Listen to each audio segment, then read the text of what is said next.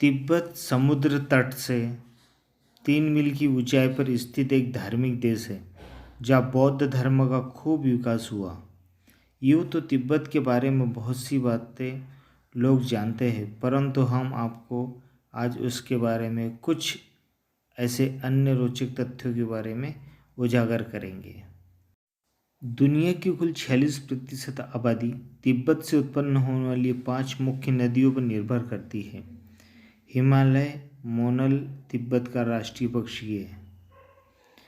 जौ तिब्बत में पैदा होने वाली सबसे मुख्य फसल है। जौ से बने आटे से सपा बनाया जाता है, जो तिब्बत के लोगों का सबसे मुख्य खाद्य पदार्थ है। यहाँ मांसाहार ज़्यादा बाघ, बकरी और मटन से मिलता है। तिब्बत को दुनिया की छत भी कहा जाता है क्योंकि यह बहुत ऊंचे पर्वत शिखर है। तिब्बत समुद्र के लेवल से लगभग 4.5 किलोमीटर की ऊंचाई पर स्थित है। तिब्बत में कोई भी KFC नहीं है क्योंकि दलाई लामा ने उन्हें एक पत्र लिखा था जिसमें बताया गया था कि कैसे मुर्गियों को बड़े पैमाने पर मारने से तिब्बत की पारंपरिक मूल्यों का उल्लंघन होता है। सन 2005 में फुटबॉल प्रबंधक को चीन में प्रतिबंध कर दिया गया क्योंकि उन्होंने तिब्बत को एक स्वतंत्र देश के रूप में मान्यता दी थी। तिब्बती लोग आकाश में दफनाने की प्रक्रिया का न सिर्फ अभ्यास करते हैं अपितु इसे पूरी तरह मानते भी हैं, जिसके अनुसार मृत्यु हो जाने के उपरांत शव को काटकर गिद्धों के लिए छोड़ दिया जाता है और ऐसा माना जाता है कि गिद्धों द्वारा उन्हें स्वर्ग की तरफ ले जाया जाएगा। ऐसा कहा जाता है कि रनवे को अधिक ऊंचाई पर होना चाहिए, परंतु क्या आप जानते हैं कि दुनिया का सबसे लंबा रनवे 8,045 फीट लंबा है, जो तिब्बत के एक छोटे से हवाई अड्डे पर स्थित है। तिब्बत में पोताला पैलेस दलाई लामा का आधिकारिक निवास स्थान 7वीं शताब्दी से सन 1959 तक रहा है। यह महल दुनिया के सबसे ऊंचे महल और आगंतुकों को प्रवेश करने से पहले खुद को आत्मसात करने के लिए कहा जाता है क्योंकि उन्होंने अपने साथ ऑक्सीजन सिलेंडर ले जाने की अनुमति नहीं दी गई है। ऐसा माना जाता है कि महल में आग न जले, अतः सावधानी की दृष्टि से यह कदम उठाया गया है। 4,200 मीटर से अधिक की ऊंचाई पर रहने वाले तिब्बतियों में समुद्र तट पर रहने वाले लोगों की तुलना में रक्त का प्रवाह दुगना से अधिक होता है, जिसका कारण यह है कि इनकी ऊंचाई पर कम दबाव होता है। अंग्रेजों ने 1800 के दशक में तिब्बत का पता लगाने के लिए पंडितों का इस्तेमाल किया था।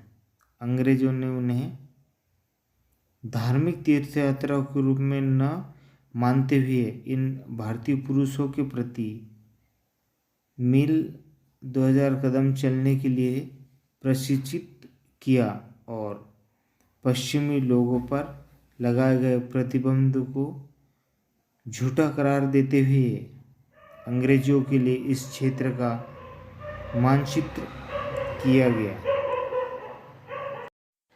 तिब्बत को शेष चीन से जोड़ने वाला एक रेलवे ट्रैक है। यह 5,072 मीटर के उच्चतम बिंदु तक पहुंचता है। खड़ी चट्टान और उच्च ऊंचाई का सीधा सा मतलब है कि प्रत्येक यात्री को ऑक्सीजन की आपूर्ति दी जाएगी और एक डॉक्टर हर समय ट्रेन में उपस्थित होना आवश्यक है। सन 2006 में ट्रेन में दिल की बीमारी के कारण एक बुजुर्ग यात्री की मौत हो गई थी।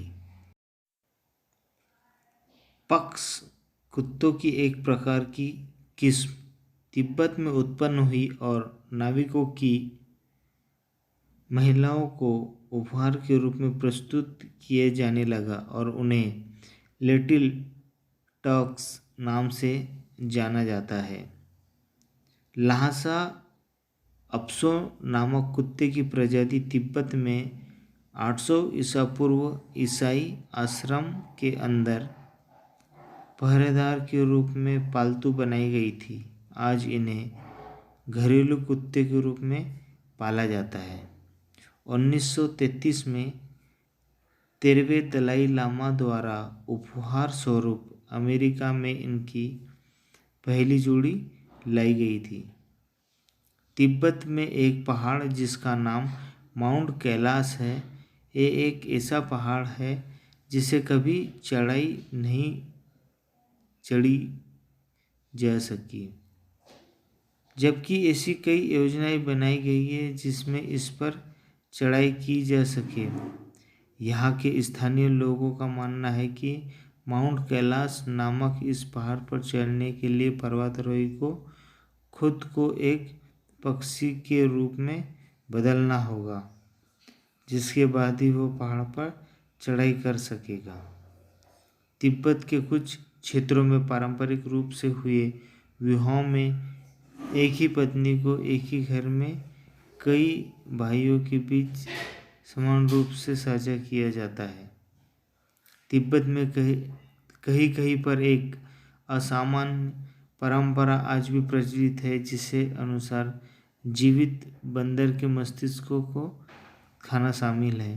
तिब्बत में यदि अगले दलाई लामा के चयन के दौरान एक से अधिक उम्मीदवारों के नाम प्रस्तावित होते हैं तो तिब्बत के मंत्री कलश द्वारा किसी एक का नाम चुन लेंगे। तिब्बत में आने वाले पहले यूरोपियन सन 1624 में पुर्तगाली मिशनरी एंटोनियो डी और मैनुअल मार्क्स थे। उनका स्वागत किंग एंड क्वीन ऑफ गुएज द्वारा किया गया था और उन्हें एक चर्च बनाने और ईसाई धर्म का परिचय देने की अनुमति दी गई थी, परंतु सभी मिशनरियों को सन 1775 में निष्कासित कर दिया गया था। सन 1930 में तिब्बत ने चीन के द्वारा अपनी भूमि पर कब्जा करने के प्रयासों के विरोध के लिए चीन पर आक्रमण किया था। यह वह समय था जब तिब्बत अपनी स्वतंत्रता के लिए संघर्ष कर रहा था। सिल्क रोड मार्गों में से एक महत्वपूर्ण हिस्सा तिब्बत से होकर गुजरता है। ऐसा कहा जाता है कि तिब्बत में उड़ने वाले लामाओं को देखा गया है। 1949 में चीन द्वारा तिब्बत पे हमला किया गया था, जिसके परिणाम स्वरूप 50 लाख तिब्बतियों में से 12 लाख की मृत्यु हो गई थी। 6000 से अधिक तिब्बती धर्मस्थान तोड़े दिए गए और लाखों तिब्बतियों को बंदी बना लिया गया। चीन सरकार के अनुसार वे अब तक लगभग $55 मिलियन के रूप के मूल्य के टिम्बर का तिब्बत से दोहन कर चुके हैं और तिब्बत में लगभग 60% जंगल नष्ट कर चुके हैं।